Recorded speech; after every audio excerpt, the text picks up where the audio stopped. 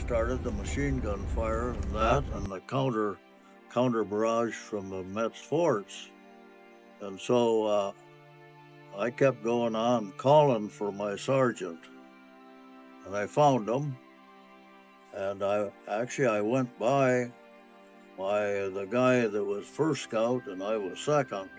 I went by him screaming that his leg was gone. It actually wasn't, but had to be amputated later. And if you believe it or not, I think I told him something like, "Quit your damn screaming, you'll be all right." And so it's words like that. In other words, I didn't sympathize. To hell with that. And so I caught the sergeant. He finally cutting the final protective wire, and I was the first man through that. And then two guys named in our squad named Kellogg and Ahern came through, and I say, they said, what should we do? And I said, well, go. I was a rifleman. I imagine he was too. And may find out. But so that's what they did, Kellogg and Ahern. And then out of the chateau, and I'd say it's firework. It's a marker flare, but it explodes and then lights up. So it did. It hit right where they were. So they were killed.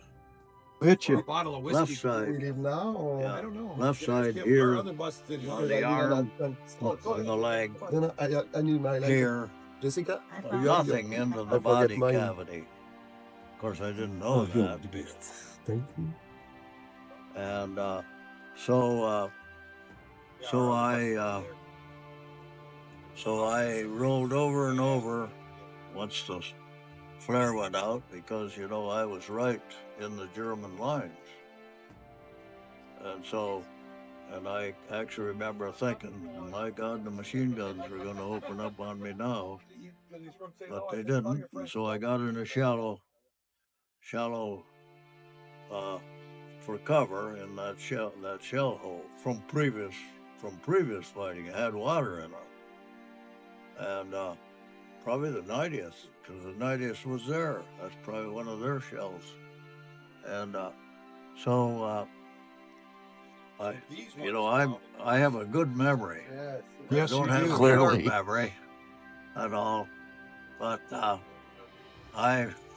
was water in the bottom of the hole. And I remember saying, Jesus, am I bleeding that bad? So I tried to put a tourniquet on, and but I didn't know this hand hung like that. The muscle was damaged. Those fingers down. Yeah. So, but I didn't know that. And so then I had no luck with the tourniquet. That's probably good, because I tried to put it on my leg. And so so after doing that and calling for help, and of course I was deafened, didn't realize that. So I was probably calling pretty loud, but I didn't know it. And my assistant squad leader, answered back and said he was wounded and couldn't help. He had to go back. He was, he could walk. But so actually, with that time that went on, I remembered the thing you learn as a kid: God helps them that help themselves. So I decided I'd have to do that. So I crawled back to the wire, hesitated for a minute, thinking, oh, this is probably booby-trapped or mined. Still didn't know what had exploded, but thought, what the hell? Better get through it. So nothing happened, and I crawled and staggered the 300 yards back to where we shoved off with to the support. How long of time you think that was from when you were wounded till when you got back? Till I got back. Well, from wounded till the time I got back, it wasn't that long.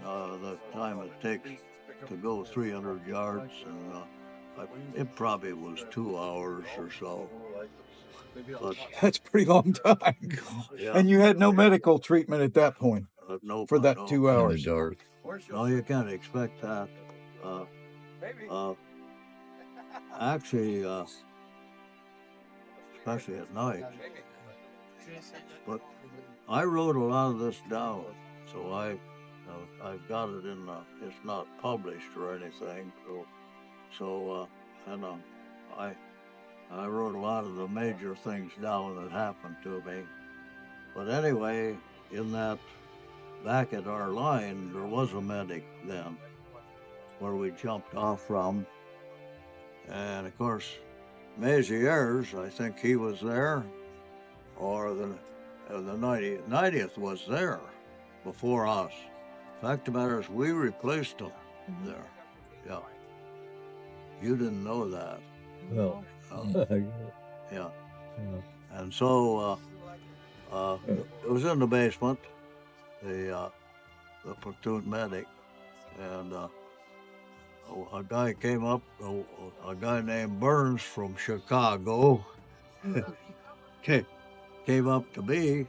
He was there too. He was wounded slightly. And he said, "Did you take your wound tablets?" I said, "No, I lost them."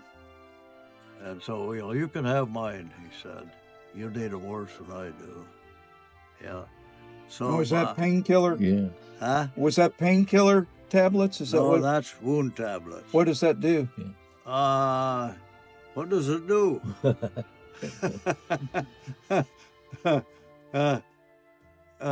It's intended to build some resistance, I think, Probably. and to help you when you're wounded. So we all carried them, except I'd lost mine. Yeah, we all had them. But anyway, there was quite a few wounded down there in the basement. 10 or a dozen or so, in various states. And so the medic bandaged me, just bandaged you, looked at you. And then a stretcher, and then the medics came down in maybe about midnight, and put me on a stretcher and carried me up the street back to battalion A, but the battalion, aid, and that's not the right name for that. But battalion, that's the first place you see a doctor. You see a doctor. Yeah. And there, I've left out some stuff, that was interesting, but I guess I won't tell you. Oh, you can share it. We got time. Huh? You mean that fine? Yeah. Well, what I left out was when I got to our lines where I knew the house the medic would be, and since I was crawling, why the ditch that was there seemed like a big obstacle to me, and so, but coming out was a sergeant from the 3rd platoon. In fact, it was the 3rd platoon sergeant named Darren from Chicago. I've concentrated on Illinois here, but so, and his platoon runner named Steele, and so I wanted them to help me, and they wouldn't. said, no, we can't help. So I goddamned them with all the best swear words I knew. You know, I was a farmer. I worked on a farm and learned how to swear behind a team of horses and the farm. Yeah. And so, so when they went on out, you know, well, I never saw steel again, although our rifle company held a lot of, every year, starting in about 1970, we held an annual reunion, found as many of our comrades as we could. And so, but at those reunions, you learn a lot when you talk. So, what I learned was, well, I learned it before that, is that, you know, our attack had failed. It wasn't, and we'd basically, our first platoon was casualties, and so the casualties were, you know, killed and wounded. So the casualties were like that much that, but Steele and Darren, that was their mission, to go out and find our platoon sergeant, our platoon sergeant, and the platoon, you know, is about 35 to 40 men, and bring them back.